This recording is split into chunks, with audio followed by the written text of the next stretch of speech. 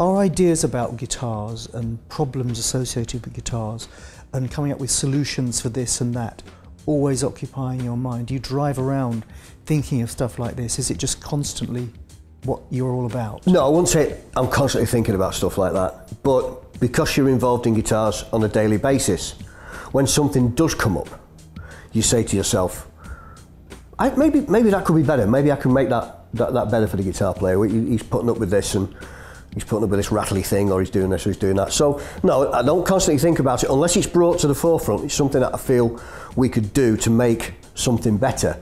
Then you start thinking, how can I solve that, or is there a way we can make that better?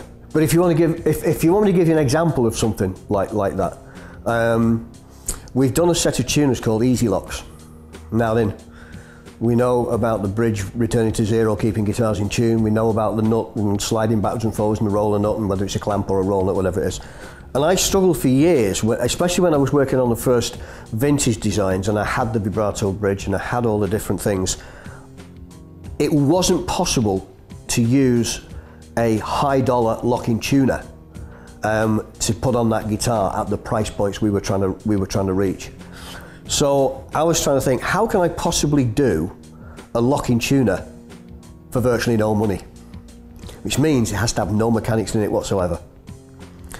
And that's when I came up with the idea of the Easy Lock. And it's one of those ideas that you kick yourself and you say, why didn't I think of that years ago? It's so simple. And what I did was I actually looked at the tuning key post and I saw the hole, and then I decided to put another hole at right angles to it below it. And what that allows you to do is, first you can choose which hole you use, so you can change the angle of attack over the nut. You put the string in, you wrap it around, you put it through the other hole, you've literally tied it on, and now you get half a turn and you're up to pitch. So that's actually a locking tuner for no money. It's a really simple idea. Why did I just think of it recently? Why couldn't I think of it? But it was the need to actually do that. Now that is something that I did drive around thinking about. And then as soon as you get the idea, you rush back to your workshop, you get your drill out, you do it like that, and you go, that works, let's refine it. You acknowledge that guitars like the Strat and Tele 335 Les Paul SG were groundbreaking designs from 50, 60 years ago. How do you see the electric guitar looking in another 50, 60 years' time? Unless the anatomy of human beings changes drastically in the next 50 or 60 years, I don't see them changing that much, to be honest with you. We'll always experiment with a little bit of a different shape here and there, but the reality of it is the guitars work because of the way human beings work. We have to have a neck that we can put our hands on with the strings. We have to have a hand that we can strum the strings with. So, you know, we've had people try. We've had people try and improve it. A really, really clever designer, Steve Klein, you obviously know Steve. You know, he came out with the guitar which is sometimes called the Kleinberger because of the Steinberger bridge, and that was a guitar that was purposely designed to sit on your knee with a neck at a certain angle. Fabulous. But is it the answer to the question that nobody ever asked?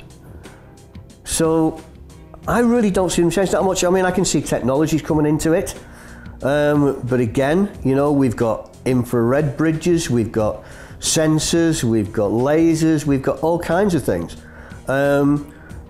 I've seen people work on vibrato systems that are actually hydraulically operated or electronically operated. And they're not vibrato systems anymore, they're kind of like up and down devices. It's like a tone wheel on a keyboard.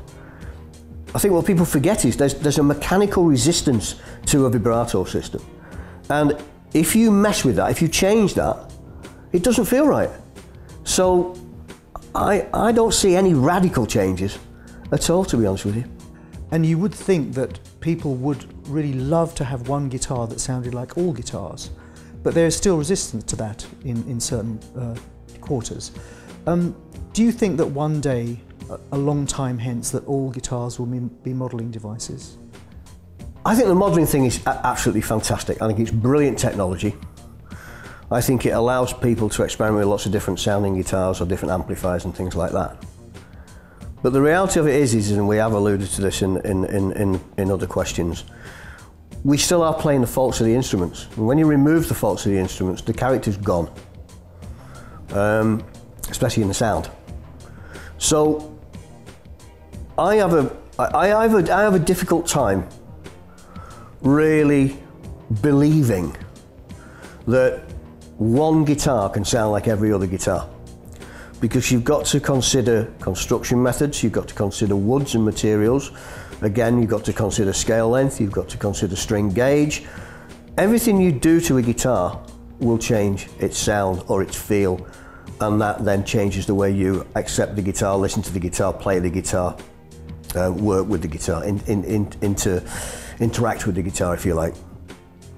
So I think it's fantastic technology, but until you've got a generation that's actually lived without a real guitar for 30 years, I find it difficult that people will accept the modelling technology totally without question, without reverting back to the older instruments.